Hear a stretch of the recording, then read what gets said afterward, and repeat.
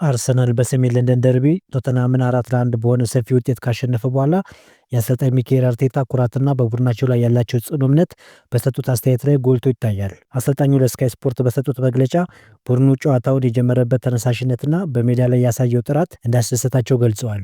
አርሰናል ከቀናት በፊት ከወልቭስ ጋር ነጥብ ተጋርቶ መውጣቱን ያስታወሱት አርቴታ የእግር ኳስ ውበቱ ይህ እንደሆነና ተጫዋቾቹ ካጋጠማቸው መሰናክል በፍጥነት አገግመው ለስኬት ያላቸውን ዝግጁነት ማሳየታቸውን አብራርተዋል።